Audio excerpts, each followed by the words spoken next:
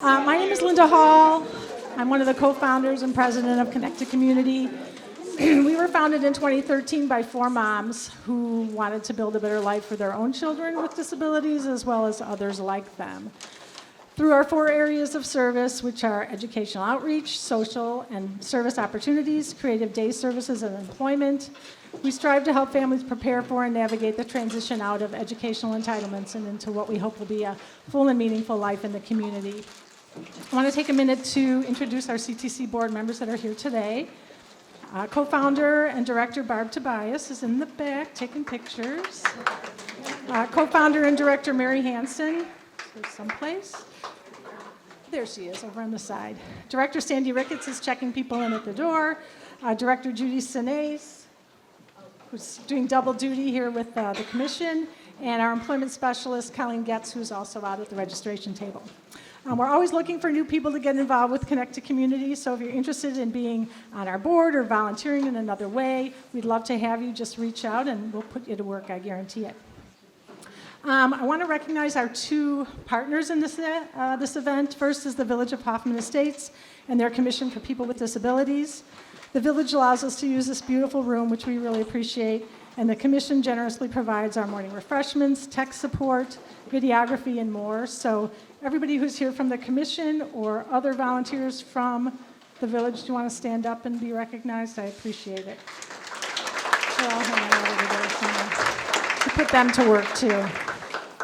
Our second event partner is NSSEO, the Northwest Suburban Special Education Organization.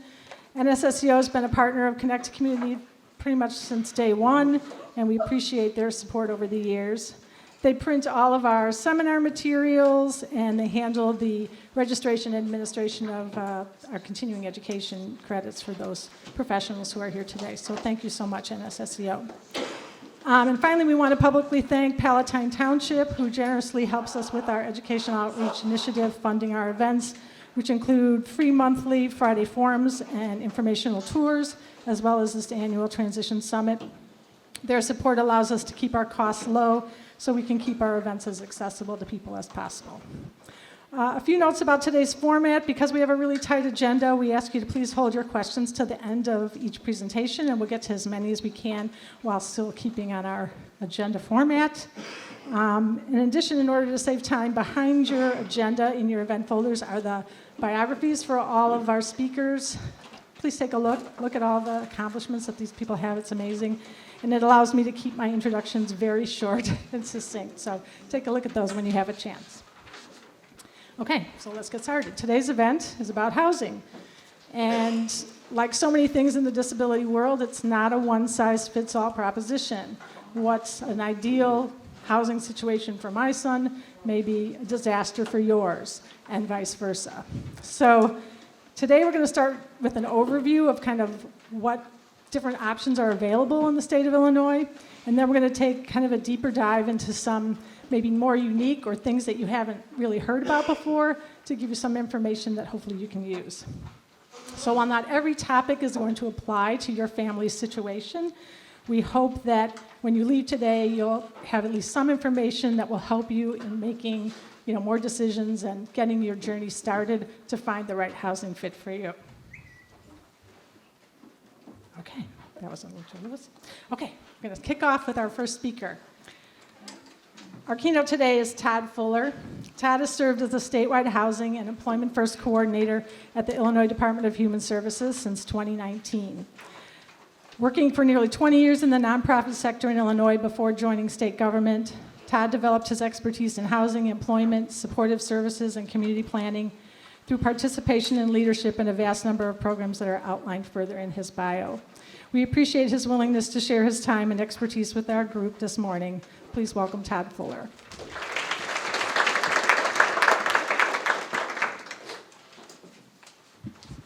Good morning, and thank you, Linda, for inviting me. Thank you all for having me here and showing up today to learn more about housing options in Illinois. It's always uncomfortable when somebody's introducing you and talking about your accolades and past. It always sounds like more than what I am. I'm just a guy. So feel free to approach me. Feel free to ask me questions. I'll try to stick around as long as I can today.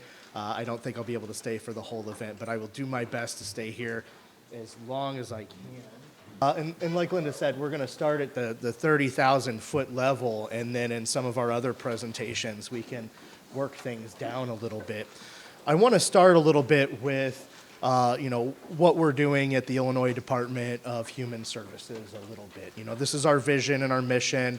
I'm not going to read these. I'm going to go into a little bit more detail on some of our housing principles and values that we have and that we're trying to more and more inject into all of our programs. And one thing that we understand is that there's no one-size-fits-all approach to any problem. Anytime you have a one-size-fits-all approach, you're leaving somebody out, right? And so there's always a big spectrum, a big continuum of different services and different housing options for people who are in different situations and have different abilities and have different incomes. And there's never enough. There's never enough. I think that's one thing that you're going to want to take home and that you probably already know. But when it comes to the housing principles, these are the ones that we're really trying to focus on, especially this first one, the housing for, I was going to laser it, maybe not, a little too bright on the screen for the laser. That's okay. But this is when you acknowledge housing as a human right and you basically go into housing first. There's no acceptance of rules or compliance with service or anything else. Services are voluntarily engaged in, but we know that people need housing first, and we're trying to more and more raise that value up.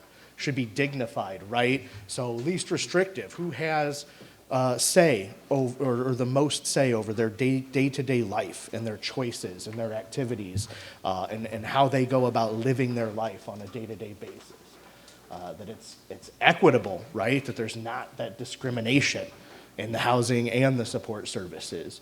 And like I said, it's not a one-size-fits-all. It's targeted to the populations that need the most help. And that it's inclusive, that we want to improve access to services, employment, opportunities for the social engagement, and being in and participating in community life. And that's not just, within a group home setting or just within your immediate neighborhood, but within your community, right? And community has many definitions, right? It could be peer groups, it could be the geographic area that you live in, it could be clubs and other social activities, but the sense of community is something that we know everybody needs. Decent, right? We need to have standards. They need to be safe. They need to be affordable. They need to be clean. It needs to be secure. The quality needs to be as high as we can make it. And that's something that we know needs a lot of help, especially for affordable programs and things that are government and state funded, right? You're always trying to get the most impact out of the funds spent, and it just never seems like there's enough funding available, right? Affordable, so when housing assistance is provided to help people afford the supportive housing when they don't have the money to pay the rent. Flexible, right? Like I said, everybody's different, and you have to be able to pivot. You have to be able to change and flex to people's needs, and they have personal goals, and if they don't, we should help them have personal goals, and they should be able to make choices throughout that process. And then effective, right?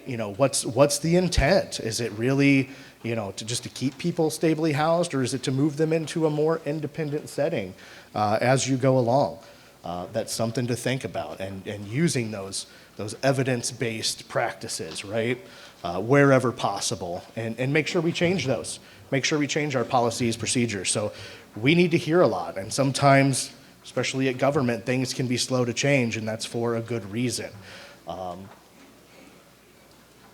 Moving right into it. So housing is an interesting word, right?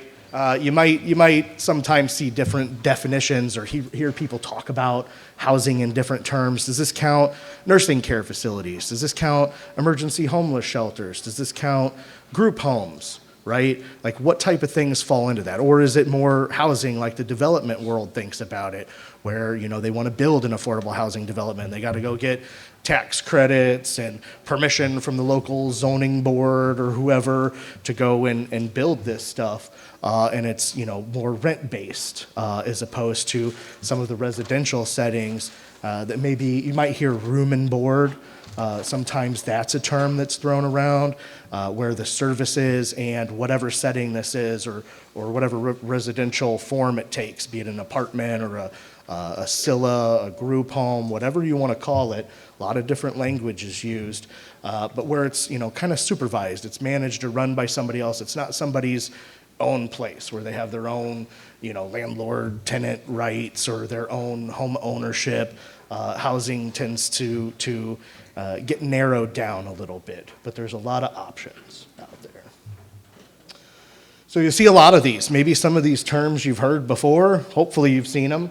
The intermittent family CILA, where you run this out of a family home or a private home, somebody's own individual apartment. This can work for that. The community integrated living arrangements, which are the CILAs, the community living facilities, and we're going to go through all these a little bit more. Supportive living facilities, really designed for people with some of those physical and mobility needs. The children's group homes, the child care institutions, the ICFDDs, right, the intermediate care facilities for people with developmental disabilities, and then you have our state-operated developmental centers. One less now, I hear. But really the goal that everybody should be moving towards is what's the least restrictive, right? Where people have the most say over their day-to-day life, the most community integrated, the most appropriate, meaning they're getting the level of services on a day-to-day basis that they need to be as stable and independent as they can be, that it's voluntary, that people have their own choice, right? You have that own individual consideration that you need to take into account. Like I said, be very, very person-centered. And think about this, do people want to live independently? Do they want to live with a roommate? Do they want to live in a community of folks who have similar disabilities to what they have? But what you see here is kind of, and it's not perfect. There might be a couple in the middle out of order here, and it might vary a little bit, from CILA to CILA, or supportive living programs to supportive living program. But really you have the lower service need options towards the top and the higher service needs at the bottom. And what undoubtedly comes along with that is those are the least restrictive options, where people have the most choice over day-to-day life activities. And when I say day-to-day life activities, I'm talking about when do you eat, when do you go to bed, when is there social time, when, are you venturing out? I mean, can you go to work? What is it that your day-to-day life, you want it to look like, and what does it look like? But again, you're going to go from least restrictive to most restrictive based on these settings. And the same is true with the integration, right? You're going to be more integrated into the general public community and least integrated towards those options at the bottom. So SODCs, like I said, these are our state-operated developmental centers. The state does run these facilities. It's long-term care, right, like a skilled nursing facility or some other options. In order for admission in these, you get a careful screening with the ISCs. That they're sort of the gatekeepers, and it's really intended for people who have severe medical and or behavioral needs, right? And it's that one center that provides the mental health and all of the other wraparound services. We operate 7 facilities, like I said, 1 closing. Don't know if you heard about that down south. Probably won't affect most people in our area, but way down in southern Illinois, the Choate facility is going to be closing if it hasn't already. But you can find these links. I believe they're going to send this out electronically after today's meeting, but you shouldn't have to write all these down. Hopefully you can just click these links from the PDFs that will go out later. But this is where you can find information about the SODCs, and there's a list of all those facilities. So the intermediate care facilities for people with intellectual and developmental disabilities. I got used to calling it ICFDD, and now they've changed the letters now to ICFIID. That's fine. They're always changing their wonderful alphabet soup around. I can't keep up with everything. All the acronyms I deal with on a daily basis would blow your mind. But they do change them from time to time, so I'm trying to keep up. Again, this is another long-term care facility. This is considered long-term care, but it's that training, treatment, health services, but it's really directed towards folks acquiring, the skills and the behaviors necessary for them to function with as much self-determination and independence as possible. That means it's not intended to be forever, right? We go back to that spectrum of options for people, and we should constantly be rethinking this. Maybe the level of independence was appropriate at one time. Maybe now somebody's ready for more independence, right? People grow, people develop, and people change over time. That's everybody, and I think probably this room knows that as well as anybody. And again, the list of those facilities and more information you can find at this link here. So supportive living programs. This is the first one that we're pulling up that is not specific to persons with developmental disabilities, right? But we do see folks who have some physical and mobility needs, who have developmental disabilities, finding these programs maybe the most appropriate places for them to reside, whether temporary or even on a more permanent basis. So HFS, there's one of those acronyms I was talking about. Oops, I better stay with the microphone. There's one of the, I like to move around, so this is hard to just stay here in this box. So I'll try to move with my arms and stuff like that so you guys don't get bored and unenergetic. But that's healthcare and family services, right? That's one of our sister state agencies, and they're the Medicaid entity for the state of Illinois. So a lot of, when you go to apply for Medicaid and SNAP benefits or food stamps, if somebody's still using that language, but you get like the cards now, and it's called SNAP and LINK and all that. More acronyms, of course. But HFS kind of governs and works with the federal government on how to apply the Medicaid funding. So when you apply, you're applying usually at an IDHS office. We're sort of the gatekeepers, and we take in all those applications because we have so many locations around the state, which, by the way, we have like 15,000 employees at IDHS. So if you ask me if I know somebody or about some of our programs, I might have never heard of them before, just a heads up. But the HFS waiver that they put for supportive living programs, it allows payment for services that you wouldn't normally get covered by Medicaid, so they can make these work. And some things they don't pay for, right? But again, they don't do everything. So if folks have a level of care above this, it's not to say that it might not be the right setting for them to help with their physical and mobility issues, but they might have to have some external help because the facilities, won't be able to pay for some of the services that are above and beyond what's kind of listed here. And again, the resident's responsible for paying the cost of the room and board at these facilities. So a lot of times it can be really, really tight for folks with their income. And then the services provided on site, again, they're not designed to be IDD specific, but it could meet the needs of an individual just based on, again, their own personal circumstances. Like I said, everybody's situation is different. There's just over 150 Illinois, but only 11 of them statewide are going to be open to persons 22 to 64 with physical disabilities. So a lot of these are geared towards, our senior population. So you can see that very clearly. Again, did I put? Oh, I know. I had another slide. Here's how you can locate a supportive living program on HFS's website through this link right here. And again, don't write that whole thing out. You should be able to get an electronic copy after the fact that you can just click and go as necessary. So the community living facilities now, that's another one of those options on the spectrum that I had on the slide earlier. Again, this is another transitional residential setting. And again, transitional just means it's really not intended to be forever, if you see that word.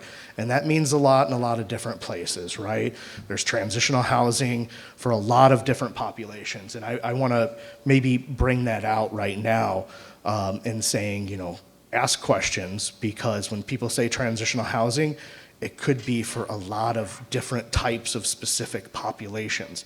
Is it for homeless persons who have been living on the street? Is it for people who are exiting the Department of Corrections and need some temporary time to get back on their feet and get a job so they can get their own residence? Is this for people who are being diverted away from entering a mental health facility so that they could find the mental health services and support they need to continue living into the community and not have to go into a specialized mental health rehabilitation facility, which is maybe my favorite acronym because they always say SMRF when they sound that out, which I think is pretty cool. And then skilled nursing facilities, they call SNFs, right? SNFs. So we got a lot of Smurfs and sniffs, and that's the language. And in some of these meetings, I just want to laugh, but they are kind of funny.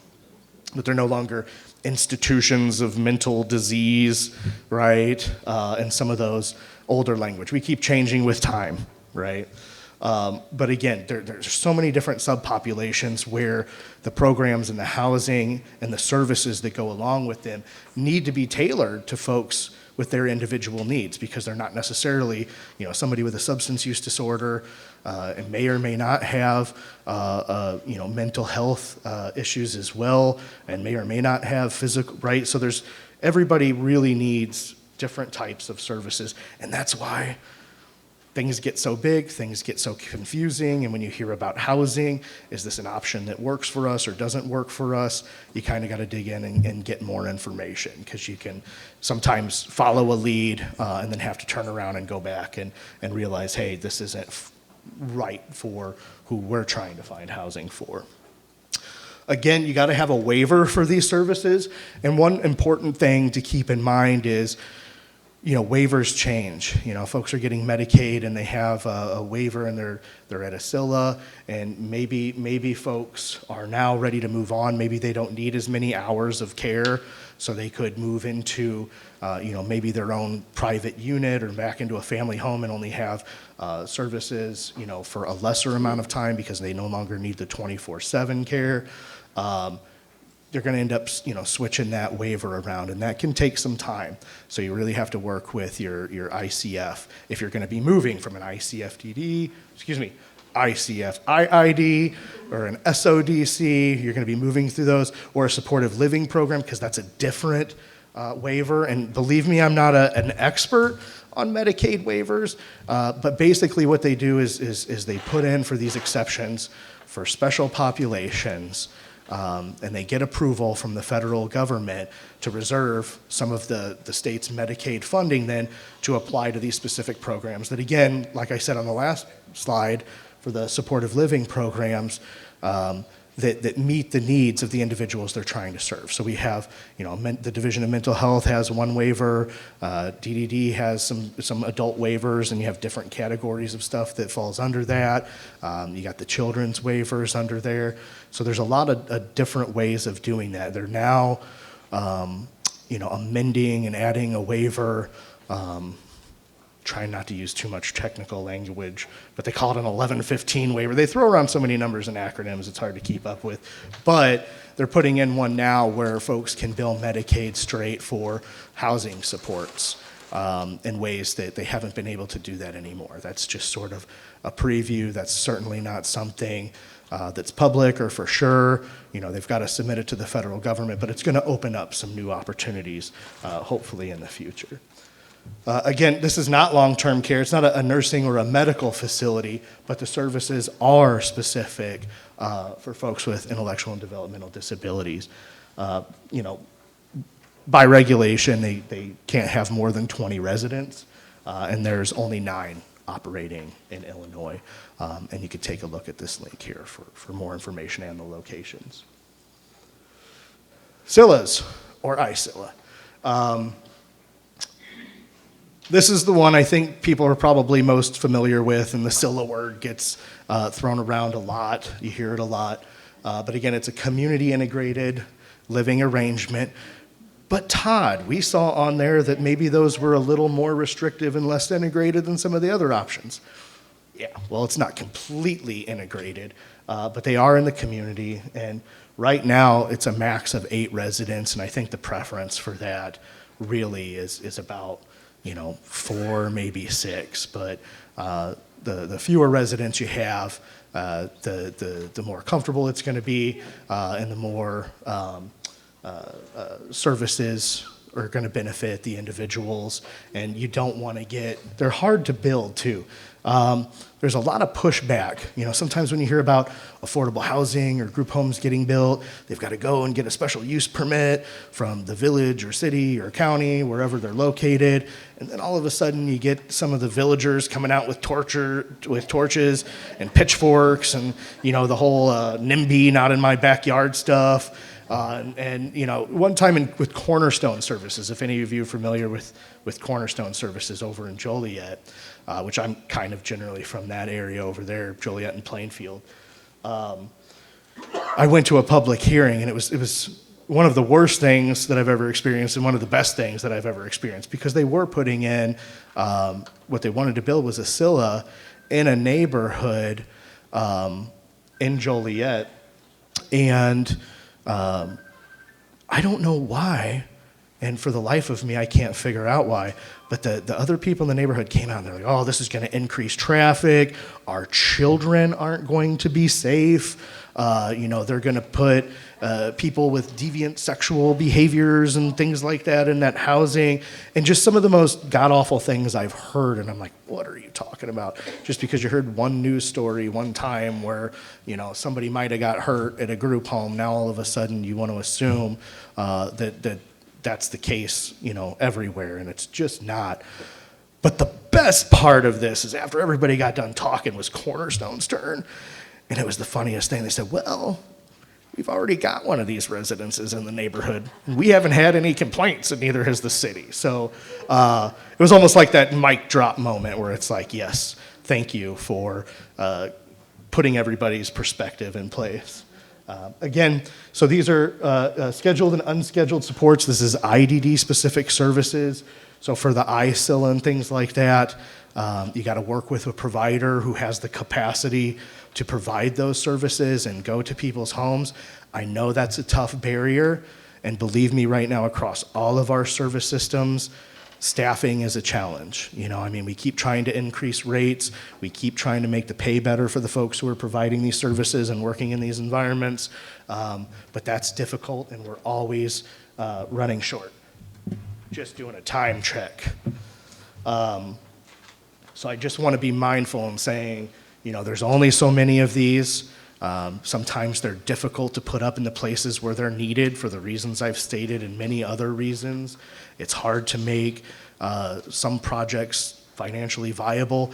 A lot of nonprofits are running these organizations, so for nonprofits to grow, they've got to know that funding and resources and grants and donations and everything else are going to be in place to support that growth in their capacity.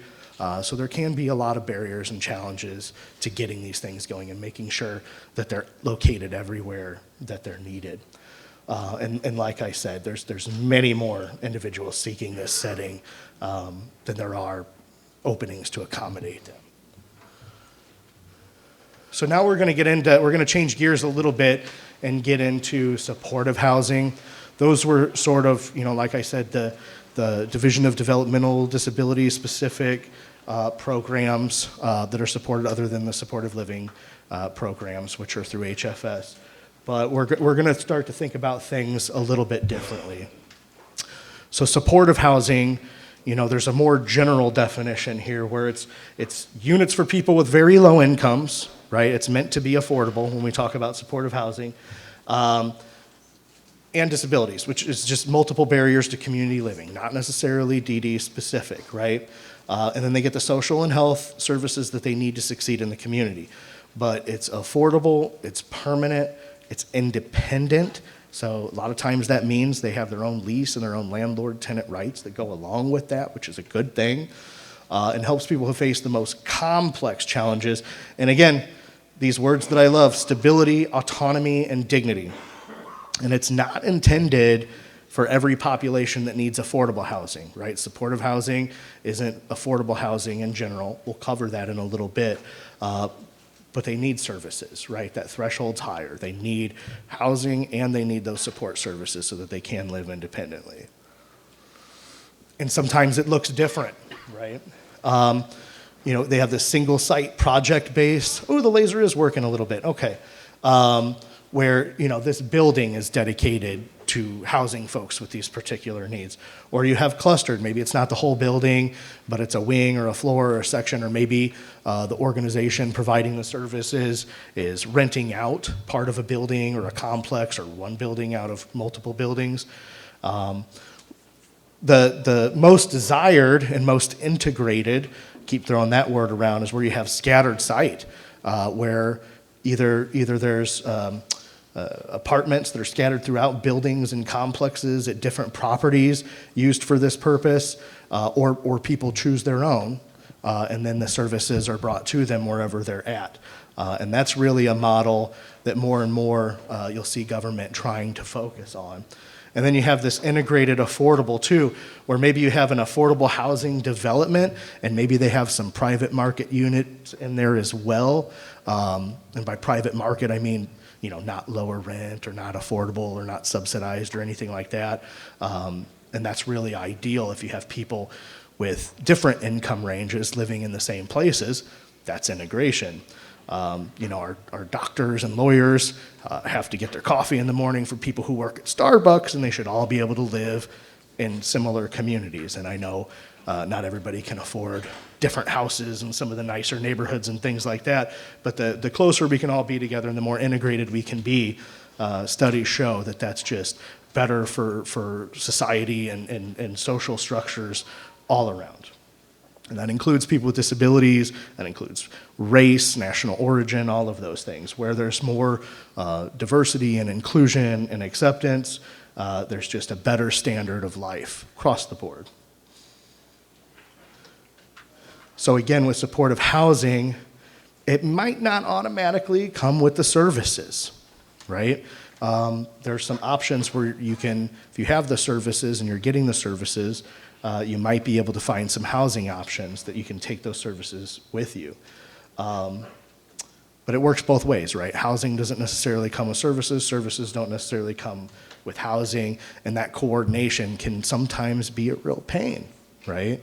It could be a challenge because it's like, well, hey, we got the lease signed. Oh, well, we can't get your service waiver going for another 30 days. It's going to take a little bit of time. So maybe there's a delay in moving in. And in the meantime, or it could be the other way around. Maybe you've got the services ready to go, but maybe the housing's not available, or you're struggling to find a unit that'll meet an individual's needs. And I'll tell you that there's never enough accessible housing for people with disabilities also. And again, sometimes supportive housing pairs nicely with intermittent CILA services because you could find your own unit and then you could get those services lined up through a service provider to come into somebody's home. So again, maybe not you, but maybe your ISC or your service provider is arranging for the social health services. Maybe somebody's still on the PUNS list. They haven't yet got to that. Maybe they're using the home services program through our division of rehab services. There could be a lot of sources of services, really. And so then, well, how do we provide the housing to go along with that? That's really what supportive housing can be. And again, sometimes supportive housing is packaged with the services and the housing, but not necessarily. And now we'll get into some of these housing types. This is always the fun one because everybody has opinions and knowledge, whether right or wrong, about some of these programs. So on one hand, you have some subsidized housing resources. And does anybody know what I mean by subsidized? Who could give me a good definition? Let's try. It's year to year. I mean, the rent would be based solely on you. It's individualized. Right, yeah. So the rent is based on the individual's income. And so what you generally see is affordable, and you see this percentage thrown around all over the place, is 30%, right? 30% of somebody's income is ideally the most they should be paying for their rent plus utilities. A lot of people don't realize that fair market rents, if you hear that out there too, through HUD, that includes the utilities as well. Sometimes that makes it pretty tight. But the sources of subsidized housing, and again, based on individual income, their rent is gonna be 30% of their income. The vast majority of these options are available through public housing authorities, right? They have the Section 8 program at the PHAs, another acronym, Public Housing Authorities. They have the Section 8 program, which is what you hear people say, Section 8 voucher. Well, that's a housing choice voucher. That's what they call it now, but you'll still hear the Section 8 voucher language thrown around. And it doesn't always make a lot of sense because there's also these project-based vouchers. So when you say Section 8 voucher, it could really mean both of these. But this one means it's tenant-based, meaning you get to choose a unit as long as it's under the affordability range and as long as it can pass inspection, it's up to quality standards. Then you can use your housing choice voucher there. If it's a project-based rental assistance, that's tied to the unit. So whoever lives in that unit gets that voucher. The housing choice voucher, they could take with them if they move into a new place. The project-based voucher, if somebody moves out, the next person that moves into that unit gets it, right? Then you have Section 202, supportive housing for the elderly. And actually, you have a lot of DD housing that falls under this because, they get waivers and exceptions from HUD to also serve people with disabilities. So if you hear Section 202 thrown around or you hear about a provider, that operates facilities or campuses and they've got HUD subsidies for the units or anything like that, they probably applied to HUD to develop the property and get development funds and then have some of those ongoing subsidies to make that option affordable for folks. So you'll see a lot of that. There's quite a bit of that actually, and I'm going to give you a link to find those resources and you'll be able to see and maybe recognize some of those. Then we have Section 811, supportive housing for persons with disabilities. This one is actually the Illinois Housing Development Authority gets Section 8 funding from HUD. They were just awarded a new round in 2019. They've been continuously building and opening new units from funds from like 2012 and 2013, even all the way up until now, because development takes time, right? But this, if you hear about PAIR or the statewide referral network or any of that stuff thrown around, that actually falls under my direction. And all of these units are accessible through an application. You have to work with an ISC, maybe a housing navigator that you'll hear about later on, or a service provider to add somebody to the list for these units. There's not a lot of them. There's right around 300 of them statewide. But again, this is IDA paying their subsidy. They only have to pay 30% of what their own individual household income is. If they're just one person, then it's just the individual income. And what's great about some of these project-based rental assistance, the 202 and the Section 811, is that these have extended use agreements. EUAs. I know somebody just threw that acronym at me the other day. But what that means is they have to keep that unit affordable and they have to keep using that unit for those purposes for an extended period of time as a condition of getting the funding to create that unit, right? So sometimes that's a good protection, and we've got a circumstance right now where a building got a new owner, and the new owners are coming in and reviewing everything, and they may or may not want to continue some of their business and residential relationships and leases with some of the folks living there.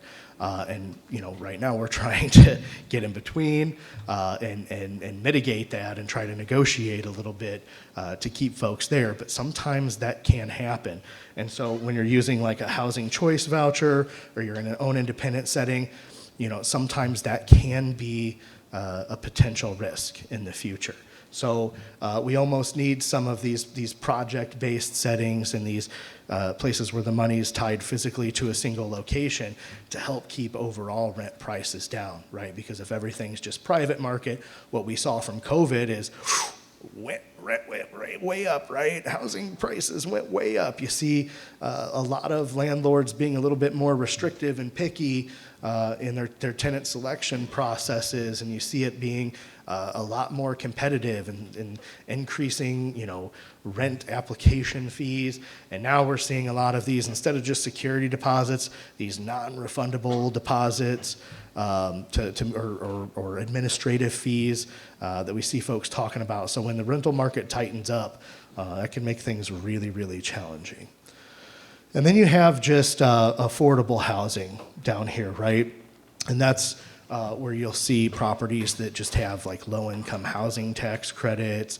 And they usually have a pretty mixed bag of financing sources, all of which have their own regulations and requirements and all that type of stuff. So it can make it challenging to run these and challenging to access these sometimes. But they do have lower rents as a result, and they do still have those extended use agreements to make sure that we preserve and keep affordable housing in place. Rent determination. I know I talked about this a little bit, but this is something you want to drive home. Market rate, that's just set at what people will pay, right? Whatever people will pay, that's what they're happy to charge. Excuse me. Income-based housing is really set for a range of affordability, right? So a lot of times what you'll see is, well, this one's set to people who can afford it, who are making about 30% of the area median income. There's another 30%, but it's a different 30%. Or 60% of the area median income. You'll see 30, 50, 60, and 80. That's a lot of them that are thrown around quite a bit. But again, the rents are set at what people who are in those income ranges should be able to afford. And it's not subsidized based on their own individual income. It's usually a set rent. So I see those in the $300, $400, up to the $700 and $800 range sometime, just depending on where you're looking, because the affordability, the area median income, the fair market rent, all that changes depending on where you move around geographically, as opposed to the subsidized housing, again, that we talked about, where it's really based on the own individual's income. Is this all repeat? Does anybody learn? Let me see a hand if you learned something new. Oh, thank God. Some of the crowds I talk to roll their eyes like, yeah, we know this stuff, Todd. But not everybody does. And I want to make sure I'm meeting you guys where you're at, and certainly not where I'm at. You don't want to have this running around in your head all day, every day. That'll turn your hairs white, as I was telling somebody else. Getting a lot more of those. Moving on. So the HUD resource locator.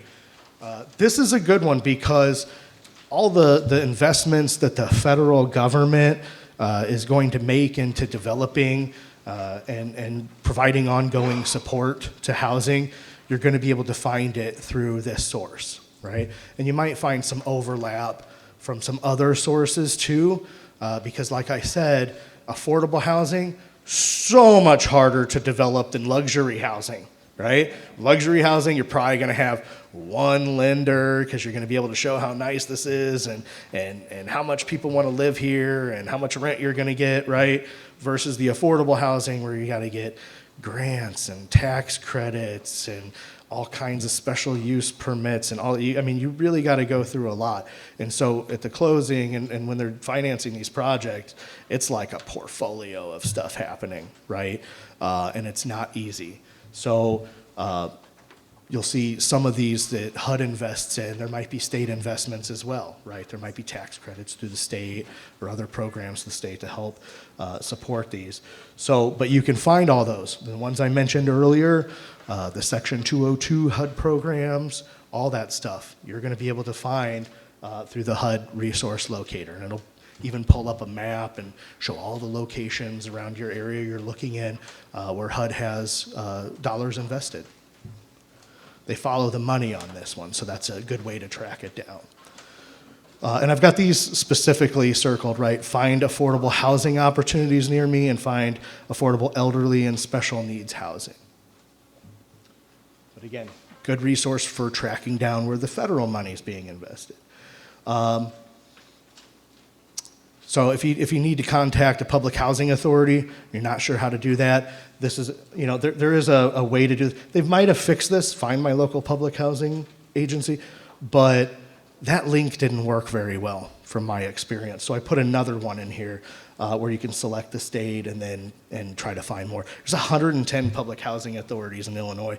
There's only 102 counties, right? That tells you there's more housing authorities than counties. In some places, you'll have a municipality that's covered by a housing authority, and that's just within their city limits. And then maybe the county housing authority covers the rest of the county that's unincorporated or the other municipalities that don't have their own. So it's really a good idea to look and see where the individual housing authorities in the areas that you're interested in looking in are. And I'll tell you, they close their wait lists for housing choice vouchers, for project-based vouchers. They could be closed for years. And then when they open them and people get on the wait list, people could wait on those wait lists for years. Like I said, there's never enough, and it's extremely frustrating. So when you have an opportunity, whether it's timely or not, I would get somebody on there if they're in need of affordable and subsidized housing. I would, you can, if they do Facebook, if they do anything at that public housing authority, I do it. And that's the other stressful part is they all have their own application and processes and procedures. They all have their own individual public housing plan that they submit to HUD, FYI. They don't report up to any state agency. They go directly to HUD. So we don't necessarily have a say on their plans or how they use their stuff outside of something that may get legislated. Like there is a Public Housing Act in Illinois, but it doesn't start saying, hey, you need to prioritize these populations for housing, or you need to do this or that. It just sets some other types of regulations in place. That sounded negative about public housing authorities. I don't intend it to be negative, but it is what it is. So eligibility criteria, in general, you got to be low income or very low income, right? And low income is 80% of the area median income. Very low income is 50% of the area median income. And then extremely low income is 30% of the area median income. So if you see those terms being thrown a lot, that's really what they're talking about. And income limits are tight. $1 over, you're not going to qualify, right? Those are the one things that there's not a lot of flexibility on, are the income limits. So for housing choice vouchers, again, in general, they cannot exceed 50% of the area median income, with resources targeted to households who are at 30% area median income and below.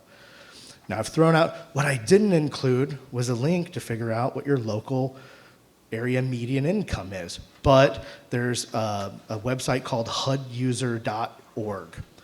That's where you're going to be able to find things like fair market rents and area median incomes and all those types of income limits and other things that are going to apply to a lot of the housing that you find out there. And again, with the federal funding, we don't have a lot of restrictions when it comes to state funding unless it's a federal pass-through about whether or not somebody's a citizen or a non-citizen. But in a lot of the federal government funded programs, because of statute, you'll find a lot of the permanent options and the affordable housing options, not things like temporary shelter stays or transitional housing. A lot of times they won't have those restrictions, but you will see some of the ongoing subsidies and permanent resources for housing get limited to folks who have a qualifying immigration status. And HUD's got on their website all kinds of rules and regs about that. If you want to do reading and you want to become an expert, you could just Google HUD handbooks, and you go find those handbooks, and you'll see all kinds of stuff in there, and it's impossible to regulate or to navigate and understand all of those all the time. I tell you that because Sometimes the properties and the public housing authorities don't even know all of those to a T. So if you get no for an answer and it doesn't sound right, reach out to an expert who might be able to help you navigate those situations and who does know a little bit more. I know more than I ever wanted to about HUD regulations, trust me. Whew. And learning how to navigate those, it's awful. ilhousingsearch.org. So we just saw the resource where you can find where the federal government invests in its housing resources. This is the resource where you're going to find the state investments in housing resources. So the Illinois Housing Development Authority has created this ilhousingsearch.org. It's open to the public. You can create an account. You can save searches for your area or your specific accessibility needs, whatever it is. They require, anybody who's funded through IDA is required to list their units on here. And I mean, there's hundreds of thousands of units on here, believe it or not. And you might see some crossover again, because sometimes the federal government and the state government is investing in housing resources. So they're duplicated. You're going to find duplicates between both of these resources. Statewide referral network. Raise your hand if you've heard of this. Okay, that's okay. We're trying to do better about that. But this, in general, it's a partnership of these 4 state agencies, right? HFS that I talked about earlier, Healthcare and Family Services, Department on Aging, us at IDHS, and IDA, the Illinois Housing Development Authority. But we want basically to give service providers first crack at some of the affordable housing resources that are available in Illinois.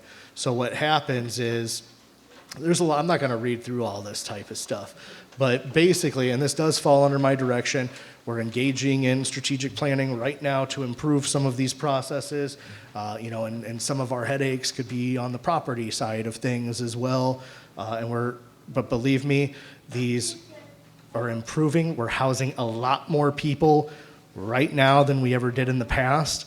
We're tightening up. So far in 2023, we're averaging a household a day that we're moving into SRN units.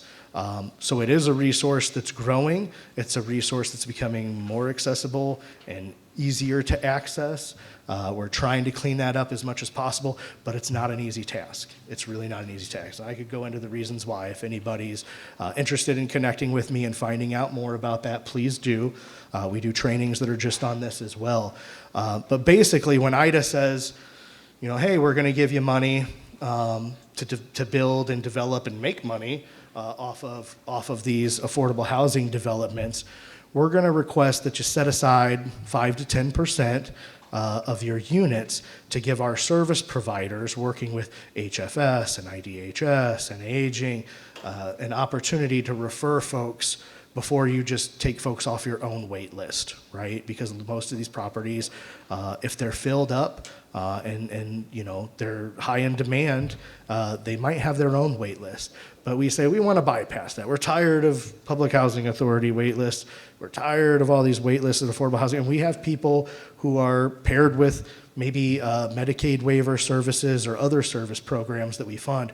We want to give the caseworkers who are helping those folks find housing maybe sort of a first crack at getting in the door. And so it's not all of those units. The rest of those units are on ilhousingsearch.org, right? So if 5 to 10% are set aside for the statewide referral network, that other 90 to 95% you're still going to want to find on ilhousingsearch.org. And one big takeaway is never put all your eggs in one basket with housing, right? There's a lot of different options out there, and some might come available before others come available. And it's not easy to navigate, again, because, PHAs report directly to HUD. They get their funding directly from HUD. State doesn't have a lot of say in it. State tries to fill in maybe some of the gaps in what that is. But again, everybody has sort of their own regs and process and policies and procedures. I would love if there was one application to rule them all and you went to one website, put in your data, and you apply to every PHA and everything that you qualify for. We're a ways off from that, unfortunately. That's gonna take a lot of work. That's what I would love to get to someday, that's my hopes and dreams. I don't know if it's realistic or not because think about all of the bureaucracies, plural, that fall under doing that, and a lot of funding at stake and a lot of politics at stake. So I don't know if we'll ever really get there. So for now, casting a wider net is better, and really understanding all of those housing options and working with people who have experience navigating all these different housing options is really a good idea. Almost done. I don't even know how many more slides I have. If I don't get through them, I'm good at putting more information to these slides than I'm going to get through, but luckily you guys are getting copies of all this. But that pair, like I was telling you about, it's just pre-screening, assessment, intake, and referral. Only case managers can access this. So if you have a service provider, you're working with a housing navigator, an ISC, whatever it is, they may or may not have access to this. Tell them about it. Tell them to call me. I'm seeing a lot of wonderful expressions. Do you have a comment or a question? Feel free to share. Yeah, they don't know what they're doing. Nobody has an answer. Everybody, they can't keep staff doing it. They should. There's a lot of that going around. They should let parents know. There's a lot of that going around, unfortunately. Hey, parents are the best service providers there are possible. You can't replace parents. But again, they have the option of utilizing this as a resource if, in their jobs and in their service provision, they're able to help search for housing. And again, that's why we have the new pilot program that Miranda is going to talk about later, right? So let's keep going. Again, only available to service providers. So the SRN and Section 811 units that go through this, these are outdated. There's actually maybe a little bit more now. Again, 30% of the area median income is going to be the limit on these. So you'll want to check out huduser.org. There I repeated it since I didn't include it to find things like area median income. And also the caseworker, if they're inputting potential applications into our system, it will calculate their income eligibility automatically. And again, those Section 811 units, same thing, ongoing HUD subsidy, but it's paid by IDA, not through your local housing authority. And this is where they're located. They really are statewide. Not every county has units in it. 60 out of 102, only about 59% of the counties. But you can see they're spread around pretty good. There's not complete coverage. The 811, a little less so, right? There's not as many of those floating around because there's only 300 total. And you'll see, a lot of the majority of stuff is in and around Chicago, Cook County, and the Collier counties here, where we're at. I'm going to let you read this.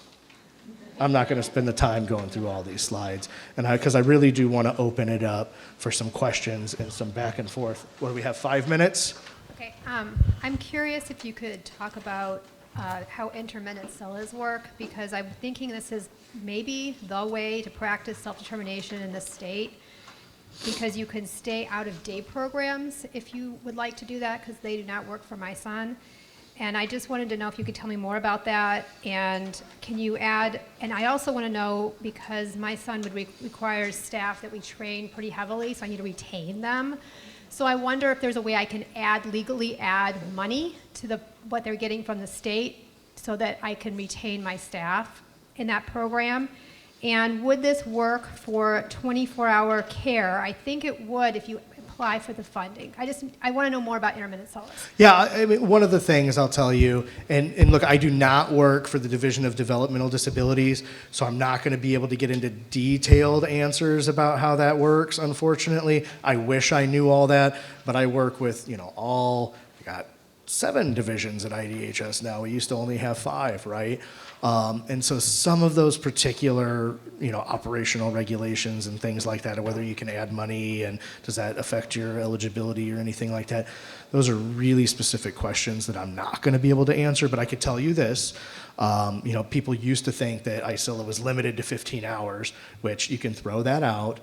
You can work with your ISC to determine an appropriate level of need and what the hours are, and you could submit for increases in that. It's not a hard cap at 15 hours, so you can go up. I don't know if you can go all the way to 24/7. That's really going to have to question. Because, again, I told you I'm not an expert on the Medicaid waivers and all that type of stuff, so I'm sorry. I would really have to defer you to the ISC or division staff. I guess the problem is that in this state, the only way, like, there's not many options for somebody, who needs care 24 hours, but doesn't really, but wants to have some self-determination. So I'm trying to figure out, like, even if I were to purchase his own condo or whatever, I'm trying to figure out how to keep him out of an ICF. I don't want him in one of those because it's not a good match for him.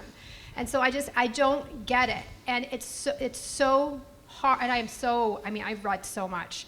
And I'm very, very, very, very frustrated by how to make that work, because I think with CILAs, the problem is during the daytime you lose all your funding unless you're in an accredited day program, is essentially how I'm reading it, right?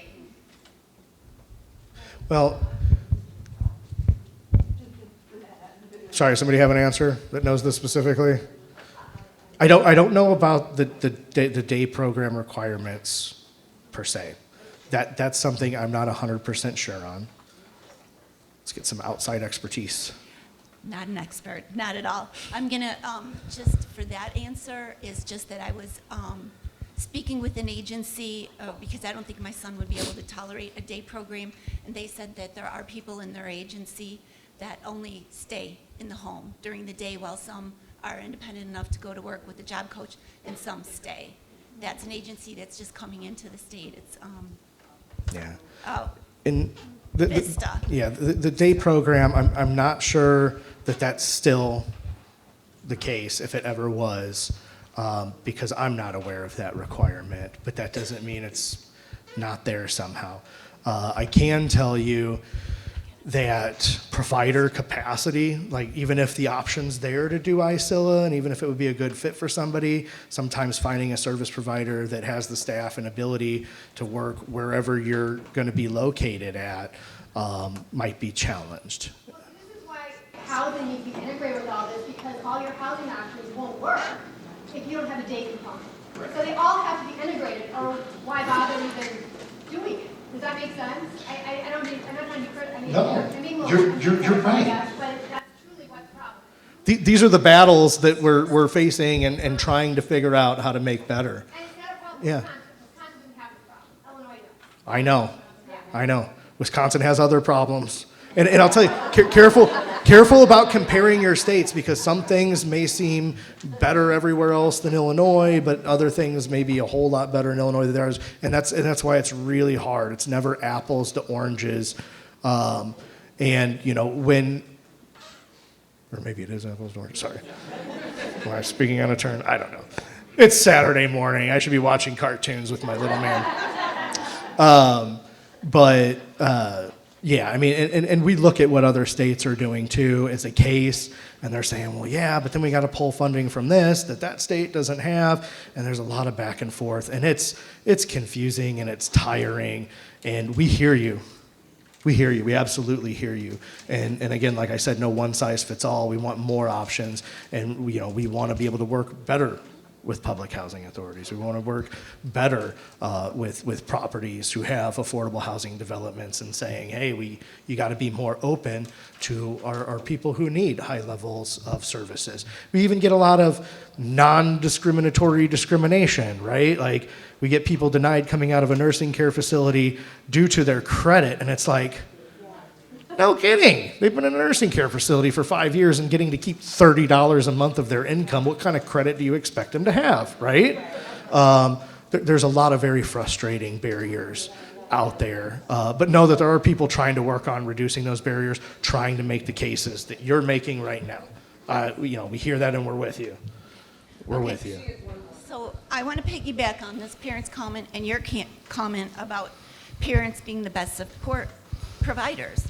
So last year at this time, I was speaking with Allison Stark about this idea to try to relieve some of the DSP shortage problems. One of the biggest barriers is you can be a PSW for your kid when they're at home on the home-based waiver, yet when they switch to the CILA funding, now you can't be.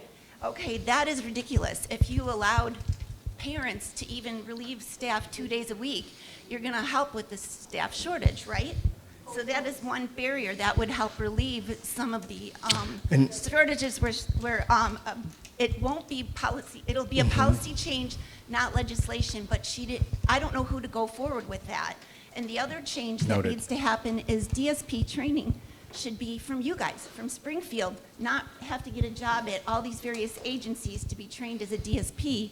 And then it's not standardized then. You're not going to get the same level of care or training as you would if it was just even a Zoom class with, DSP training. And I know there's been some initiatives with school kids and the Illinois State Board of Education coming into it. That's still 2 years out. So that's a great idea too, but a really immediate solution would be to allow parents to become DSPs and to have a standardized training. And if there's someone you could tell me who to move forward with that, or you have names or contacts for me, I could, help with that as much as possible because, we have a person that needs a real high level of support. Yeah, let's talk after. Okay. We could talk after. Okay, there was someone who had a question over here. Trying to get everyone. And again, remember, folks, unfortunately, I'm not the services across the board expert. I'm the housing expert. So I apologize if I don't know any of the service program regs and policies. Yes. Good morning. In my situation, I was fortunate enough that my son got the regular apartment. And then 2 weeks later, he's got the supportive housing apartment from the Housing Authority of Cook County. There are 2 areas of the Housing Authority of Cook County. I am trying to see if my son can get transferred to the supportive housing because he will be more successful. Do you know anyone over there that can help me with that? Because when I've been talking with the 2 different places, they have not given me, the only thing is the supportive housing that I can only hold the apartment for 2 weeks, and then, I don't want to have my son to be with nothing. So I just want to know if you know anybody in the Housing Authority that can help me with that, because there are 2 areas of the Housing Authority of Cook County that are not communicating, and I'm getting like nowhere, and I don't want my son to be homeless. Yeah, I know the CEO, but I don't think that's going to help. Like I said, Housing Authority of Cook County, they operate pretty independently of the state, all the housing authorities. That's a tough one. We don't have any regulatory or authoritative relationship with them at all. So that can be a challenge. I would be really persistent and ask to speak to supervisors, and supervisors as far up the chain as you need to go. If they have an appeal process or a grievance procedure, I would follow that. But I would just press for what the information is. I don't know. I could tell you that there's a lot going to go on with that. I mean, I don't know if a new lease was signed at 2 weeks and now a lease needs to be broken in order to go into a new setting, or what all the individual particulars are around that. But there could be a lot. And so you've got one person you're working with from one place and another person you're working with for another place. Yeah, best thing I like to do is email them both at the same time and address them both at the same time. I did, but they just, the supportive housing is waiting for an answer, and they haven't answered, and they haven't answered. So that's Yeah. why, let's see if there's any other ideas of what I do, because I don't want my son to be in the risk of being homeless. Yeah, and you guys, like I said already, housing is frustrating. Remember all those handbooks I told you about? A lot of times, not everybody at every housing authority knows everything about all of those handbooks, right? And there's a lot of back and forth and changing around. So people might be researching or even trying to figure out some of that. Back to the personal services worker part too, one thing that's come up a lot that I want to mention real quick is if you're going into some type of affordable or subsidized housing, right, they're going to look at your individual income. All right, the money that you're going to get for the services to pay somebody or do whatever, that's not counted as income. But if you're the PSW and you pay yourself to provide some of those services, now that part of it is your income if you're going to be living in the unit also, for families who may need affordable housing resources. Just be aware of that. That service funding, again, it's not part of your income. That will never factor in your housing eligibility, again, unless part of it is what you're taking as your income, and there's no way around that regulatorily, right? Because income is income, and those income limits are pretty tight and standard, right? There's no exceptions to those. All right, we have time for one more question. It's got to be quick. I had you. But I will try and get you in touch with somebody at the Housing Authority of Cook County. I will not forget that. That's going to drive me crazy. So I want to get your information before we go. I'm a parent, so I didn't get too much of what you were saying, maybe about 20% or so.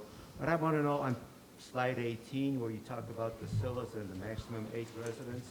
Then you had or family-owned home. What's that mean, or family-owned home?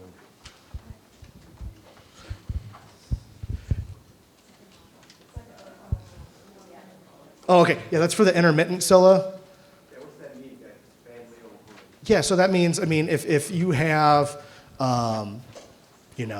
if you have just an individual living in their family home that they grew up in with their family, they could be eligible for ICILA services in the house. So similar services that you would get to a CILA, but in your own home instead of being in another home. Or if, I've seen where people get together and they have 3 or 4 people that they would like to purchase a house and move them in, and then have the intermittent CILA services through a local service provider then come in to provide care for everybody there.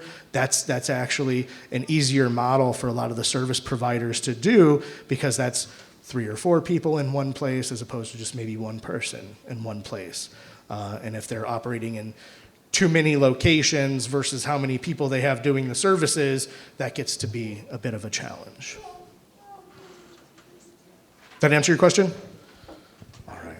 And I know. If you want more details, again, I'll stick around for a little bit, and I'm happy to answer questions if I have the answers, and I could try to get you somewhere if I don't. Okay. All right. Thank you all so much.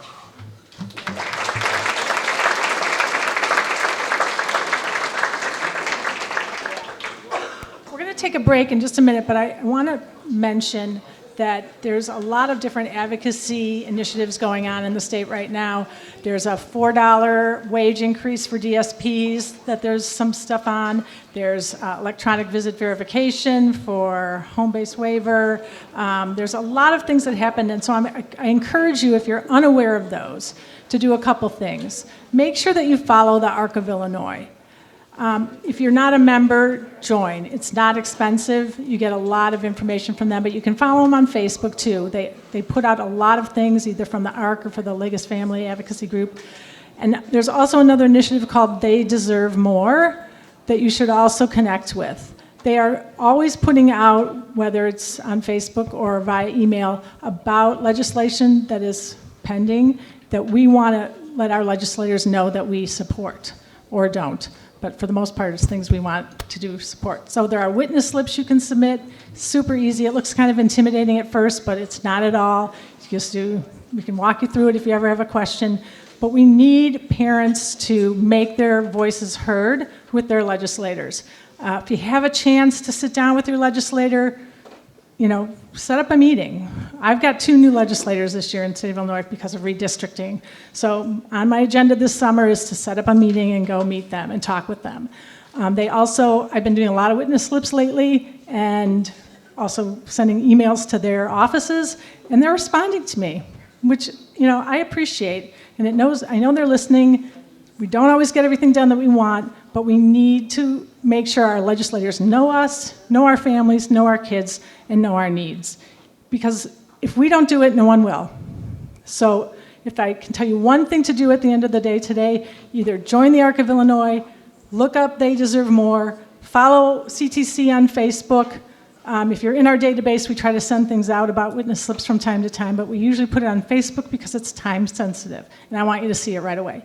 So do yourself a favor. If there are things that you don't like and you're not advocating, you're part of the problem. And I hate to say it, but you are. You have to make people know what you need and what you want. That's all you can do. There's a $4 wage increase thing going on right now for DSPs. CILAs are understaffed, day programs understaffed. If we can get that wage increase in, it will help. There's also, I think they're going to start doing an adjustment for DSPs in day programs where they'll be paid sort of commensurate with where they are in the state in terms of like cost of living. They've been doing that in CILAs for a while now. They're going to start doing it in day programs, I heard.